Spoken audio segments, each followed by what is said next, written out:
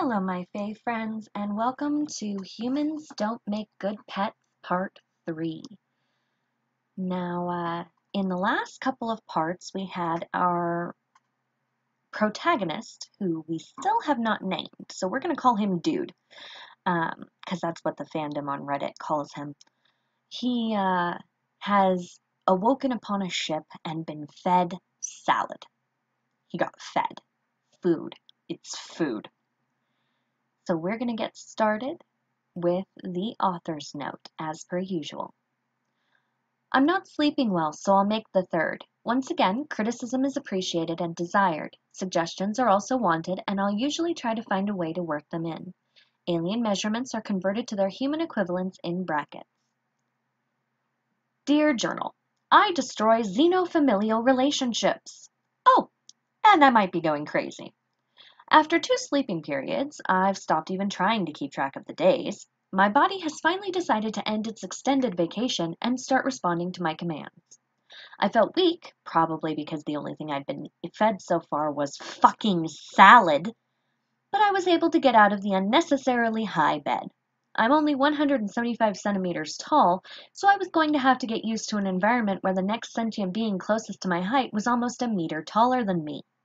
Gravity on the ship was noticeably weaker than I was used to, which only confirmed my earlier suspicions about being on a ship, but it also helped with the short drop from the bed. Once I decided that I was able to walk without much trouble, I jumped back onto my bed and waited for Dink to show up with my meal. That's the other reason I think I'm feeling weak. Last sleeping period, he only gave me 1 meal, if it could be called that. He only gave me half of one of those large shoe boxes and then started to take it away. I tried to use my newly liberated arms to keep him from taking it, but they were still unbelievably sluggish in responding, and he managed to snatch it away in time. Whoa there, Dink. I wasn't finished there. You can't expect me to be full after 1/9 of a serving of lettuce. I'm not a rabbit, damn it. I am a grown man, and I need my lettuce. Or better yet, do you have some meat? I'd love some meat if you have any. I told you I was going crazy. 3 weeks of hearing nothing but chitters from the gray Yodas and clicks from the blue giraffes is bound to make a guy start talking to himself, if for no other reason than to hear something he understands. Dink apparently hadn't been impressed by my outburst, and he had clicked reproachfully. If he had gotten a newspaper and tried to swat me with it, I wouldn't have been half surprised, but thankfully he didn't know how to properly train a pet. Good thing, too, since there was only so much I was willing to endure in order to get food and water. I waited for what seemed an hour, but was probably only about 10 minutes, before Dink entered my room with 2 of those shot glasses filled with water and a shoebox of lettuce. Oh, great. I was hoping for lettuce again. Nothing sets my mouth a-watering like a good crisp piece of lettuce. You even brought me a few gulps of water just how I like it. You know me so well. I had decided, since they couldn't understand me, I might as well make the best of my situation and lace everything I said with sarcasm. Despite the repetition, I decided to eat the lettuce.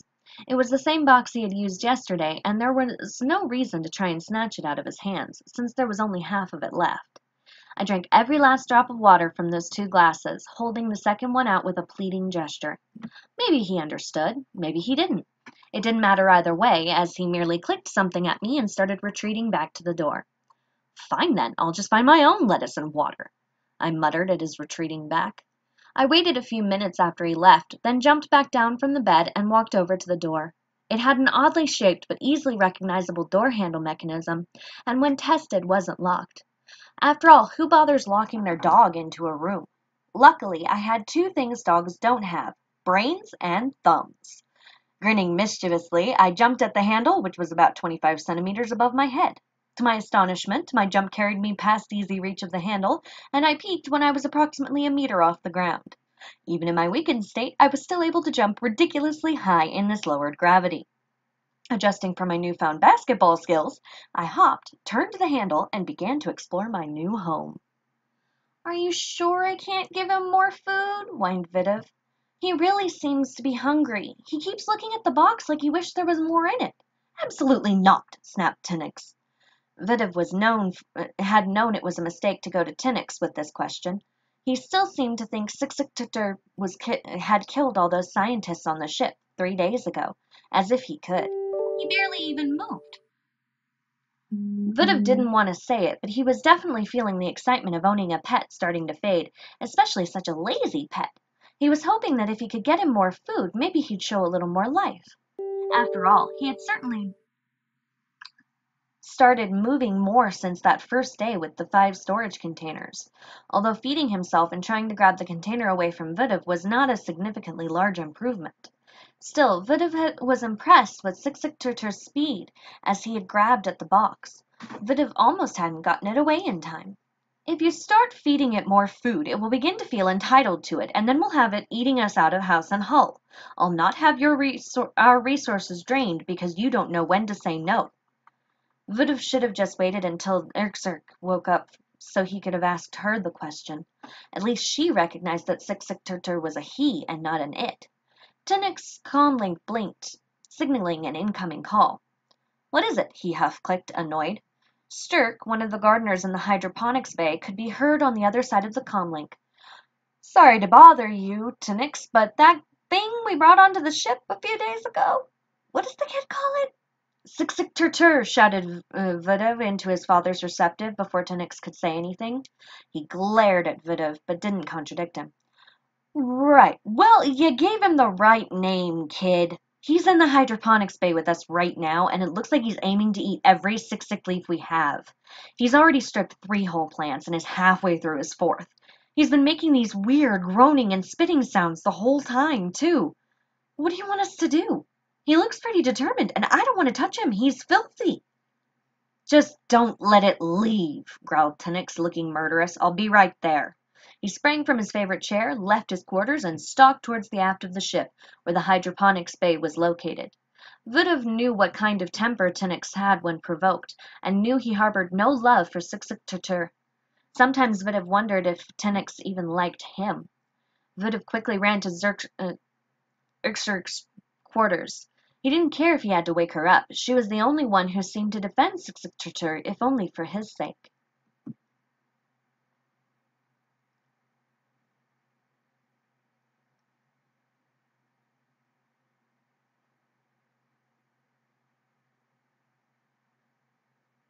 And that's the end of part 1. Here is part 2 of Humans Don't Make Good Pets. Sorry about scaring you there, mates, but a guy can't live off of a half a shoebox of lettuce a day, can he? No, sirree, he needs a good 5 boxes. That's what my mom always told me. 5 boxes of alien lettuce a day helps you keep the pangs of starvation away, or something like that. The blue giraffes were watching me warily, didn't seem to appreciate my humor. I knew I wasn't that good, but they could have at least pretended to be amused. I think they were caretakers, since they had been watering various alien plants when I peeked inside. Through my explorations, I had decided this was a cargo ship, as the majority of the ship was merely massive rooms piled high with crates of blue giraffe riding on them. One of the rear cargo bays, though, seemed to have been converted into a hydroponics bay, which hinted at how long this ship took between ports. Thankfully, the gardeners had seemed too surprised or too scared of me to try and stop me as I found a plant with familiar-looking leaves and began to trim it down. I guess each shoebox had held 1 plant's worth of leaves, because I went through 3 of them and was still hungry. I guess lettuce doesn't keep you as full as meat, which is a shame since I was beginning to think there wasn't any meat on this entire ship. I was 3/4 of the way through my 4th plant when the door burst open and one of the adults who had been arguing by my bedside tore into the room. Well, he gallop-flailed at a leisurely pace, but from the looks of it he was giving it all he had. I didn't need to understand his clicks to know that he was angry, especially since he was gesticulating wildly at the 3 barren plants to my right and the broken-off leaf in my hand. After a while of shout-clicking and waving his arms about, he fell silent, glaring at me as though waiting for a response. I saw no reason to refuse him one.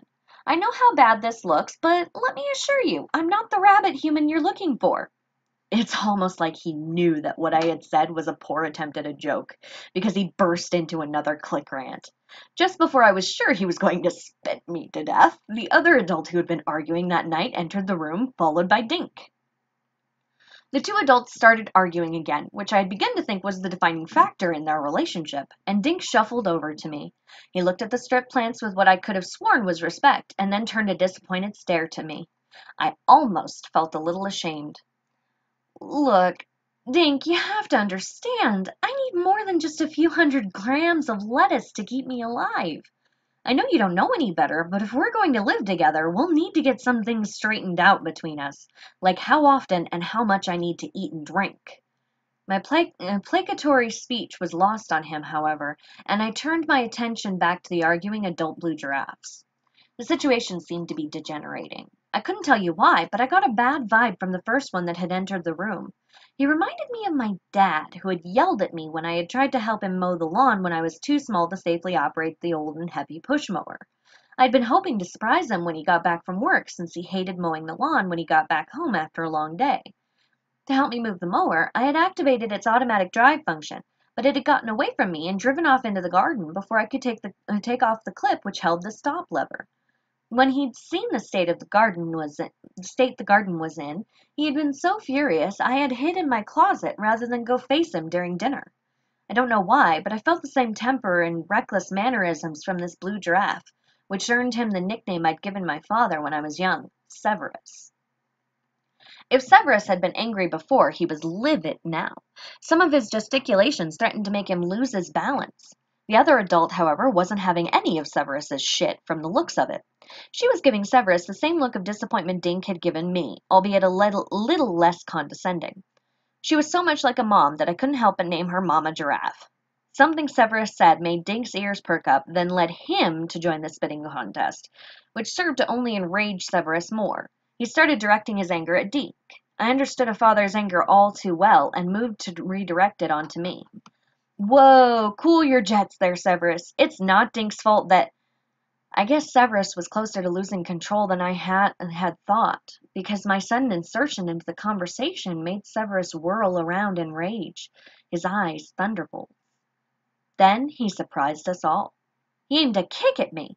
I'm sorry to say I wasn't quite sure what he was doing at first, and so I didn't dodge it. It didn't matter. His three-toed foot connected with my shoulder. I didn't move. It felt like a high school freshman had punched me in the arm. That wasn't what made me angry, though. I was a dog to this creature, an unthinking animal that had no idea what was expected of it. It didn't matter that he was mistaken.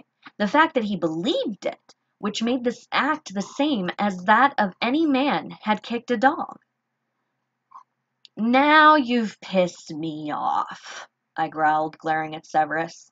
You're lucky I don't know how to grow these plants or drive this ship or take care of myself out here, or I might actually take you up on that fight.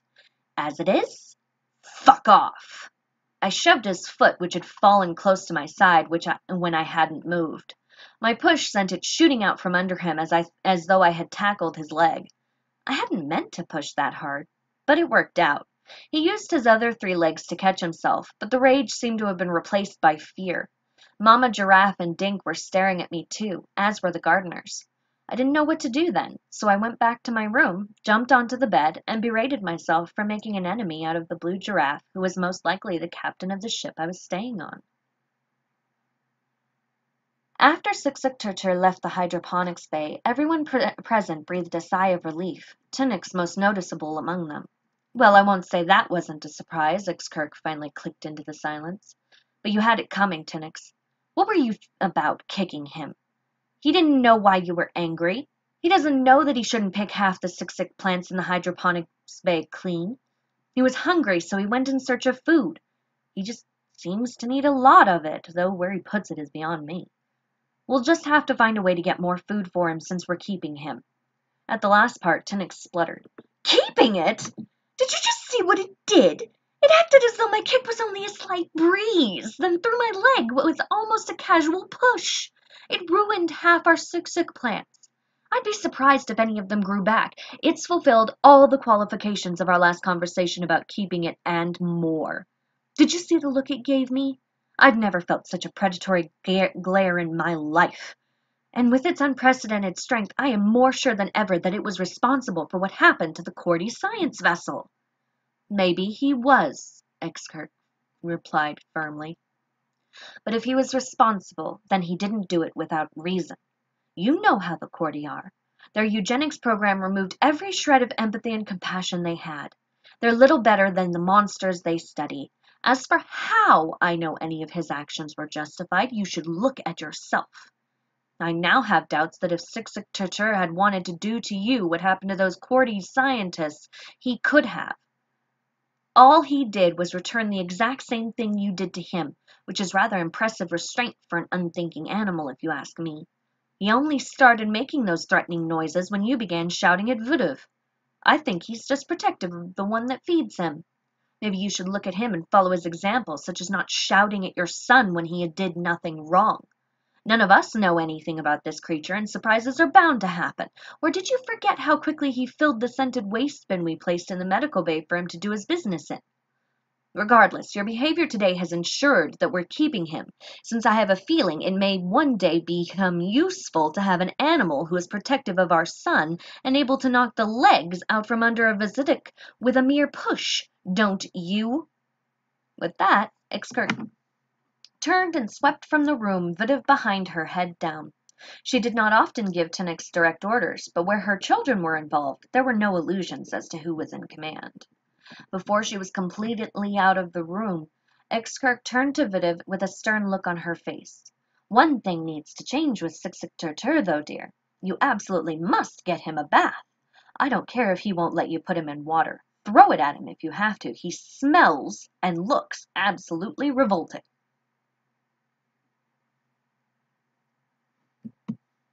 And that's chapter 3, part 2, and quite an exciting part if you ask me. My favorite part of this particular chapter has to be the argument between Ixkirk and her mate. I really love Ixkirk, even if I can't pronounce her name. It's a really great story, and next time we're going to be reading Run Little Monster, which is the next section in the Jenkins universe. Then we've got a long stream of Humans Don't Make Good Pets, so look forward to it. Thank you very much for being part of this and for joining me today, and I hope you have a wonderful afternoon. Bye-bye.